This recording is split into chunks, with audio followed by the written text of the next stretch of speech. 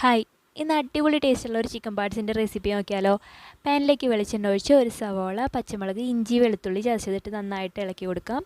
സവോള വഴണ്ട് വരുന്ന നേരം കൊണ്ട് 1 ടേബിൾ സ്പൂൺ കുരുമുളക്, 1/2 ടേബിൾ സ്പൂൺ നല്ല ജീരകം ചൂടാക്കി ഇതുപോലെ പൊടിച്ചെടുത്ത് മാറ്റി വയ്ക്കാം.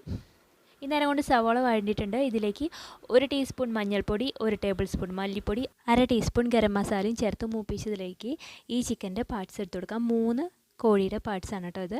ഇനി ആവശ്യത്തിന് ഉപ്പും നമ്മൾ നേരത്തെ പൊടിച്ച് വെച്ചിട്ടുണ്ടായിരുന്ന പൊടിയും കൂടെ ചേർത്തിട്ട് നന്നായിട്ട് മിക്സ് ചെയ്തിട്ട് അടച്ചു വെച്ച് വേവിച്ചെടുക്കാം. ഇടയ്ക്ക് ഇളക്കി കൊടുക്കാൻ മറക്കരുത് കേട്ടോ, പിന്നെ അടിയിൽ പിടിക്കും. അപ്പോൾ ചെറിയ തീയിലിട്ട് നമ്മൾ നന്നായിട്ട് വേവിച്ചെടുക്കുകയാണ്. ഇടയ്ക്കിടയ്ക്ക് ഇത് ഇതുപോലെ ഇളക്കി കൊടുത്തു കഴിഞ്ഞിട്ടുണ്ടെങ്കിൽ ഇത് കളറ് മാറി വരുന്നുണ്ട്. ഇനി നന്നായി വന്നതിന് ശേഷം ഫ്ലെയിം കൂട്ടി വെച്ചിട്ട് ഇതുപോലെ ഇളക്കി വരട്ടിയെടുക്കുക. അപ്പോൾ അടിപൊളി ടേസ്റ്റാണ്. അപ്പോൾ ഇത് ഈ പാർട്സ് ഒന്നും ഇഷ്ടമില്ലാത്തവർക്ക് വരം ഈ സ്മെല്ലടിക്കുമ്പോൾ ഒന്ന് കഴിച്ച് നോക്കാൻ തോന്നും. അപ്പോൾ എല്ലാവരും ഒന്ന് ട്രൈ ചെയ്ത് നോക്കണം. വീഡിയോ ഇഷ്ടപ്പെട്ടെങ്കിൽ please like and subscribe. Thank